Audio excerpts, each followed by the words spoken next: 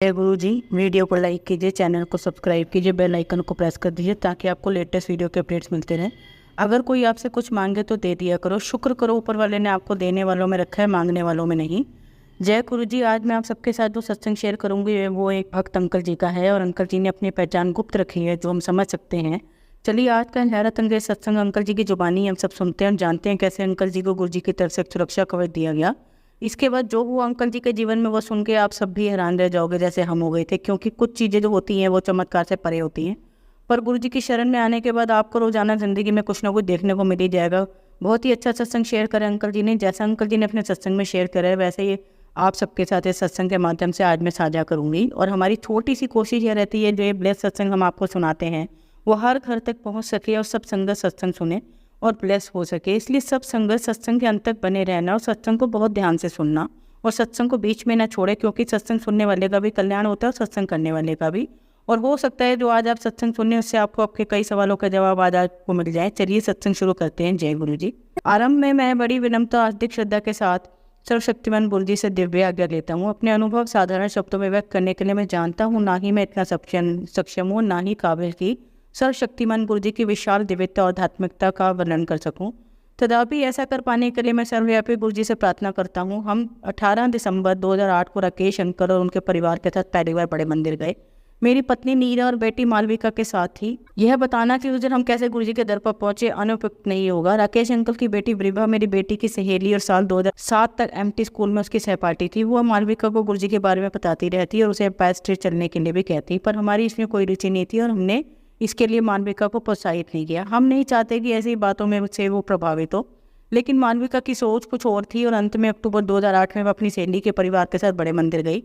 नवंबर 2008 में वो गुड़गांव के वार्षिक समारोह में भी गई। जब भी वो गुरु जी के यहाँ जाती तो बहुत खुश और संतुष्ट आती, परंतु हमें इस बात से परेशानी होती कि वो बहुत देर से आती थी और साथ ही राकेश अंकल को भी असुविधा होती है। मालविका हमेशा गुरु जी का गुणगान करती और हमें भी मंदिर चलने के लिए कहती, क्योंकि हम उसे गुरु जी के यहाँ जाने के लिए प्रोत्साहित नहीं करते वो बहुत अशांत हो जाती। जब भी वह हमें मनाने में नाकाम होती मैं उसका जोश कम होते हुए देखता। फिर भी मालविका बड़े मंदिर जाती रही और अपनी खुशी हमारे साथ बांटने के लिए उत्सुक रहती। एक बार करीब आधी रात को बड़े मंदिर से लौटने के बाद वो अत्यधिक खुश आई। मैंने उसके चेहरे पर एक चमक देखी। उसका चेहरा खिला हुआ और दमकता दिखाई दे रहा था। उसने हमें बताया कि श्याम गुरु जी के साथ उसका पहला अनुभव हुआ था। उस शाम उसने सेवा भी की थी और वो हमारे लंगर प्रसाद भी लेकर आई थी जो हमने अगली सुबह ग्रहण किया। तब अपनी बेटी की खुशी के लिए हमने 18 दिसंबर 2008 बृहस्पतिवार को गुरु जी के मंदिर जाने का निश्चय लिया। शिव मंदिर में कदम रखते ही मुझे अनुभूति हुई कि इतने साल में मैं किससे वंचित था। हमें ऐसा लगा जैसे हम स्वर्ग पहुंच गए हो। सब कुछ इतना शांत स्थिर और निर्मल था। शिव जी की भव्य मूर्ति, शिवलिंग तेजविकता से चमक रहे थे और सकारात्मक ऊर्जा और सम्मोहन आकर्षण से भरे हुए थे। हम मंत्रमुग्ध थे। मेरी सारी शंकाएं दूर हो गई। मेरा अहंकार जिसने इतने साल में गुरु जी उनके बुलावे दूर रखा एक पल में विलीन हो गया।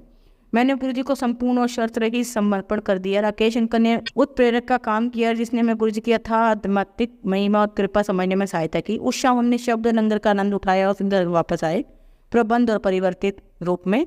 हमारे घर में एक छोटा सा मंदिर है जिसमें हम कई देवी देवताओं की मूर्तियां रखी हुई हैं। जिस शाम को हम बड़े मंदिर गए थे उसकी अगली सुबह मैं अपनी दैनिक पूजा के लिए बैठा और सारे देवी देवताओं से हाथ जोड़कर आज्ञा दी और भगवान गणेश की मूर्ति छोड़कर शेष सारी मूर्तियां मंदिर से हटा दी। मेरे पास एक छोटा शिवलिंग था जो मैंने अंदर रखा हुआ था, जिसकी पूजा मैंने बहुत सालों से नहीं की थी। मैंने शिवलिंग को धोकर साफ किया और अपने मंदिर में रख लिया। इससे पहले कि मैं अगरबत्ती जला पाता मुझे एक बड़ी सुहावनी सुगंध आई। मुझे एकदम गुरु जी के होने का एहसास हुआ। गुरु जी ने मुझे आशीर्वाद दिया। विचार से ही मैं उल्लासित और बहुत खुश हुआ। ऐसी दिव्य सुगंध की मुझे पहले कभी अनुभूति नहीं हुई थी। राकेश अंकल मुझसे पूछते रहे कि क्या बड़े मंदिर में मुझे कोई सुगंध आई थी, पर तब मुझे इस सुगंध का एहसास नहीं था। गुरु जी के अपने तरीके होते हैं अपने होने का एहसास कराने के और उनकी सुगंध ऐसी ही एक सूचक है। गुरु जी के पास कोई भी उनकी आज्ञा के बिना नहीं जा सकता। जिन पर गुरु जी की कृपा होती है वही गुरु जी के मंदिर उनके सत्संग में पहुंचे हैं। हम इस तथ्य के साक्षी हैं। हमारे पूरे घर में गुरु जी की तस्वीरें लगी हुई है और पिछले 1 साल में हमारे बहुत मित्र और रिश्तेदार हमारे घर आए हैं, पर किसी ने भी गुरु जी में रुचि नहीं दिखाई। किंतु इंदौर स्थित मेरा एक चचेरा भाई कुछ अलग था। जब वो पहली बार हमारे यहाँ रहने आया तो उसने गुरु जी के बारे में जानने में रुचि दिखाई। सत्संग सुनने के बाद वह बड़े मंदिर जाना चाहता था। मुझे उसकी इच्छा में सच्चाई ईमानदारी दिखाई दी। हमें शुक्रवार को बरेली हमारे गृहनगर जाना था और हमने सोचा कि अगर हम रविवार को समय से वापस पहुंच गए तो हम मंदिर जा पाएंगे। वो रविवार को इंदौर जा रहा था और उसकी ट्रेन का समय रात को 10 बजे का था। बरेली जाकर हम अपने कामों में इतने व्यस्त हो गए कि हम भूल ही गए कि रविवार शाम को हमें मंदिर जाना था। काम खत्म करने के बाद हम बरेली से दिल्ली के लिए गाड़ी से चल पड़े। 4 घंटों में हम नोएडा पहुंच गए, जबकि साधारण इसमें 6 घंटे लगते हैं। रास्ते में हमें कोई ट्रैफिक जाम या बंद रेल मार्ग अवरोध नहीं मिले। सड़कों की खराब हालत के बावजूद हमें थकान भी नहीं हुई। पिछले 40 सालों से मेरा बरेली से दिल्ली आना जाना था, पर कभी भी मेरी यात्रा इतनी आरामदायक नहीं रही थी। नोएडा पहुंचकर हमने एक चचेरे भाई को उसके घर छोड़ा। इंदौर में मेरे भैया ने मुझसे अनुरोध किया कि मैं उसे गुरुजी के बड़े मंदिर ले जाऊं। मैं हैरान होने के साथ खुश भी था, क्योंकि मुझे लगा था कि 2 दिन पहले हुआ सत्संग भैया भूल चुके होंगे। उस समय शाम के 7 बजे तक भैया की गाड़ी निजामुद्दीन रेलवे स्टेशन रात 10 बजे की थी। ज़्यादा समय ना होने के कारण मेरे बड़े भाई ने इसका विरोध किया और भैया को कहा कि वे फिर कभी गुरुजी के पास जाएं, पर भैया अड़े रहे। उनकी गाड़ी भले ही छूट जाए, उसके लिए तैयार नहीं थे। हम उसी समय बड़े मंदिर के लिए निकले और 8 बजे तक वहाँ पहुँच गए। हम तीनों ने प्रसाद लिया, शब्द सुने और 9 बजे वहाँ से चल पड़े। भैया तो किसी और ही दुनिया में थे। 9:50 पर हमने उनको इंदौर के निजामुद्दीन रेलवे स्टेशन पर छोड़ा। बरेली से दिल्ली तक फिर भी मंदिर जाना, वहाँ से निजामुद्दीन और अंत में रात के 11 बजे गुड़गांव पहुँचना शरीर को बहुत थकावट देने वाला होना चाहिए था, पर मैं पूरी तरह फुर्ती से भरा हुआ महसूस कर रहा था गुरुजी की कृपा से। अगले दिन इंदौर से भैया ने फ़ोन करके कहा कि वे गुरुजी के ग्रंथ का आनंद उठा रहे थे, जो वह हमसे लेकर गए थे। अब जब भी वो दिल्ली आते हैं तो गुरुजी के मंदिर जाना चाहते हैं। हमारे पास गुरुजी के ग्रंथ की एक ही कॉपी थी, पर हमने खुशी से भैया को दे दी। 2 दिनों में ही गुरुजी ने हमारे लिए एक और कॉपी का इंतजाम कर दिया। बड़े मंदिर जाते हुए हमें 1 साल से अधिक हो गया था। मेरा पूरे विश्वास से मानना है कि गुरुजी से मेरा जुड़ाव 18 दिसंबर 2008 को शुरू हुआ था। 99 से 2000 में जब मैं अहमदाबाद में रहता था, तो मेरा एक मित्र हर रविवार अपने गुरु के यहाँ जाता। उसे देखकर मैं सोचती थी काश मुझे भी किसी गुरु का आशीर्वाद प्राप्त होता, पर तब ऐसा नहीं हुआ। उस समय मुझे व्यापार में बहुत भारी हानि हुई और 1 साल में मेरी आर्थिक स्थिति बहुत खराब हो गई और ऐसा लग रहा था कि अब ठीक नहीं हो पाएगी। परिस्थिति कुछ ऐसी हुई कि 2001 में मुझे अपनी फैक्ट्री बेचनी पड़ी और 2002 में अपना घर और निजी संपत्ति भी। इतने बड़े धक्के के बाद भी मुझे अपने मित्रों द्वारा व्यापार के और अवसर मिलते रहे। ये अवसर इतने होते कि हम अपनी ज़रूरतें पूरी होती रहती। इसी समय हम बहुत जोशियों के पास गए, जिन्होंने मुझे और मेरी पत्नी को पूजा करने को, पत्थर पहनने को और अन्य उपाय बताए। हमें हर सोमवार शिव जी के मंदिर जाने के लिए भी कहा गया, जो पता नहीं क्यों मैंने नियमित रूप से किया। शायद गुरुजी की ओर यह पहला कदम था। यद्यपि हमें तुरंत कोई आर्थिक लाभ नहीं हुआ, कुछ सोमवार जाने के बाद मुझे व्यापार के अन्य अवसर मिले और अब मैं मानसिक रूप से निश्चिंत था। अक्टूबर 2003 में मुझे गुड़गांव में आकर बसने का अवसर प्राप्त हुआ। मेरी नौकरी की सबसे अच्छी बात यह थी कि मुझे वो मेरी शर्तों पर मिली थी और अहमदाबाद में करीब 24 साल रहने के बाद हम दिसंबर 2003 में आकर गुड़गांव में बसे। यद्यपि आसान नहीं था, मैंने इसको भगवान की मर्जी और अपनी किस्मत जाना। मेरे बच्चों के वार्षिक इम्तिहान होने के उपरांत मार्च 2004 में मेरा परिवार भी गुड़गांव आकर बस गया। साल 2005 के करीब मल्लिका की सहेली विरेभा ने उसे गुरुजी के बारे में बताना शुरू किया, पर हमें 3 साल लग गए गुरुजी के पास 2008 में पहुंचने में। पिछले 1 साल के अनुभवों के बारे में लिखते हुए मुझे कुछ सालों के वृत्तांत भी याद आ रहे हैं। मुझे लगता है कि ये अनुभव मेरे साथ इसलिए हुए क्योंकि मैं गुरु की कृपा प्राप्त करने का इच्छुक था। मेरा यह मानना है कि जिस समय मैं गुरुजी से जुड़ा हुआ, मेरी यह इच्छा पूरी होने का समय था। कहा जाता है कि गुरु तक पहुंचने का मार्ग आसान नहीं होता है। इस मार्ग पर सब्र की परीक्षा देनी पड़ती है। लंबे समय तक श्रम, दर्द और कष्ट सहन पाने की क्षमता और सामर्थ्य भी नापे जाते हैं। सहनशीलता का यह परीक्षा पास कर लेने के बाद गुरुजी से जुड़ना हमारे लिए सबसे बड़ा इनाम था। इससे ज़्यादा हमें कुछ नहीं चाहिए था। गुरु को पाने की मेरी मनोकामना पूरी हो गई थी, और वो भी कैसा गुरुजी महाराज के रूप में हमें स्वयं भगवान शिव की कृपा प्राप्त हुई। पहले दिन से ही सत्संग द्वारा हम इस बात से परिचित थे कि हमें गुरुजी से कुछ नहीं मांगना है, क्योंकि गुरुजी हमारी इच्छाओं और ज़रूरतों से पूरी तरह अवगत होते हैं। गुरुजी का आशीर्वाद प्राप्त करते रहने के लिए संगत को गुरुजी के सत्संग में और बड़े मंदिर जाते रहना चाहिए।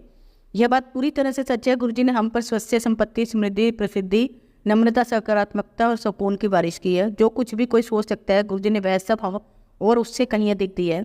उनकी कृपा हर पल सब पर बरसती रहती है, पर कभी कभी हमें इस बात की अनुभूति नहीं हो पाती है।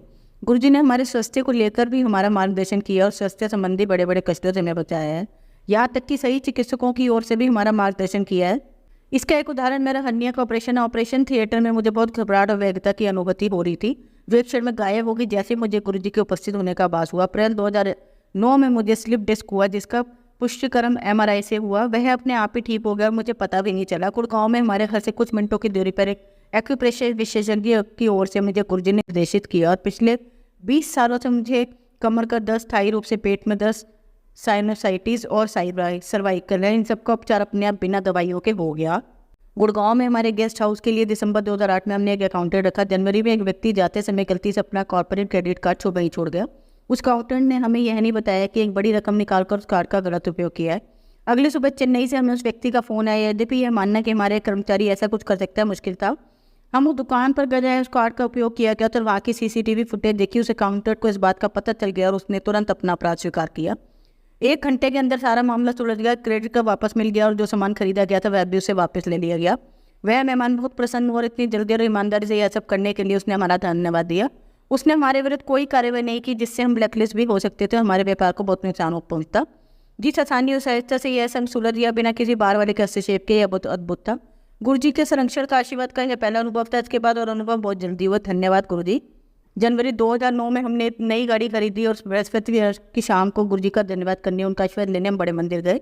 हम अरावली पहाड़ी पर घूमने गए और वापसी में पता नहीं कहाँ से एक बड़ा पत्थर हमारी गाड़ी के नीचे आकर गाड़ी का निचले हिस्से से टकरा गया।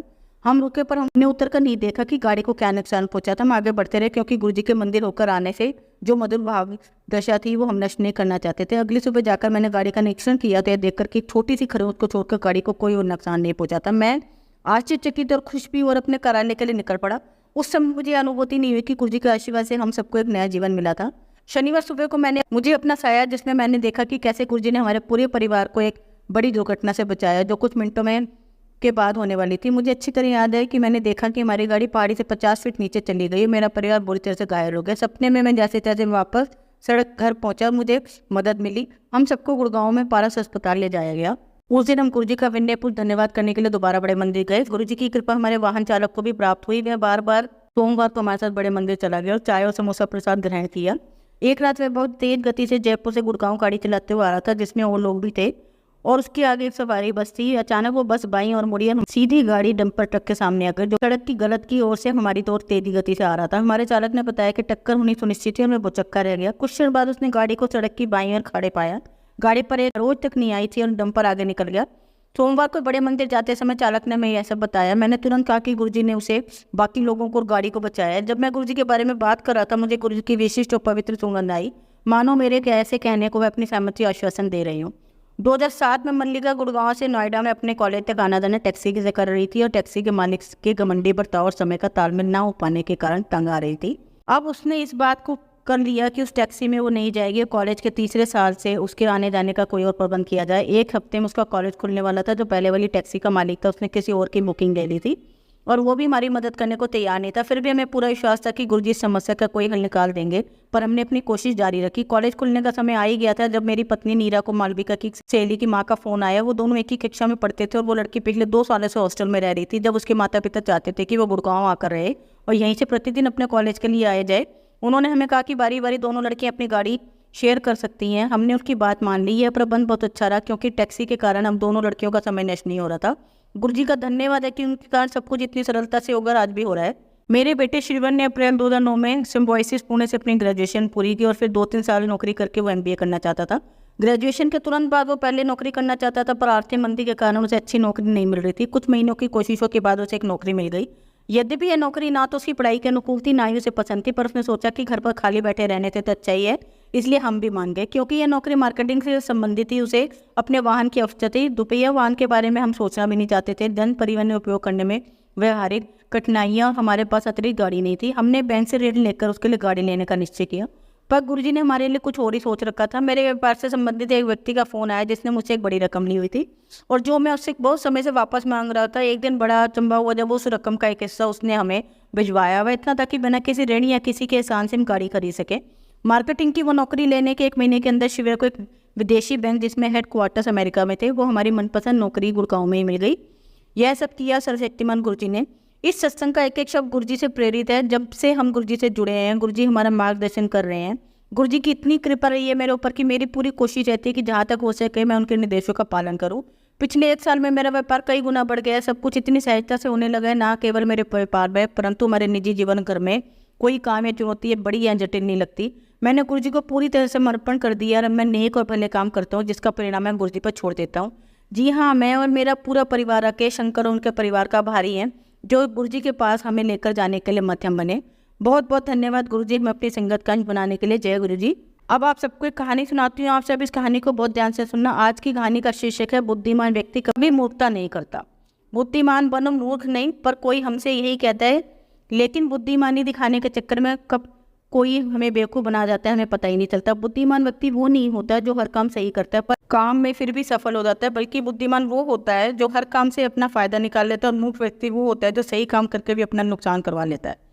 आज की कहानी भी बुद्धिमानी से भरे एक व्यक्ति की है। ये छोटी सी कहानी आपको सिखाएगी कि किस तरह बुद्धिमान व्यक्ति अपनी बुद्धि का इस्तेमाल करके दुनिया को मूर्ख बना देता है और खुद को बुद्धिमान समझने वाला दुनिया किस तरह मूर्ख बन जाती है। इसे कहानी से मिलने वाली प्रेरणा बहुत काम की है। एक बार एक व्यक्ति सड़क किनारे बैठा पैसे मांग रहा था। उसके पास 2-3 और लोग भी थे जो पैसे मांग रहे थे, लेकिन उस अकेले के पास पैसे देने वाले बहुत से लोग खड़े थे। हर कोई उसे पैसे तो दे रहा था, लेकिन उसे पागल भी बोल रहा था। लेकिन जब भी कोई उसके सामने 10 और 100 का नोट रखता तो वो व्यक्ति 10 का नोट उठा लेता, लेकिन 100 रुपये के नोट को छोड़ देता।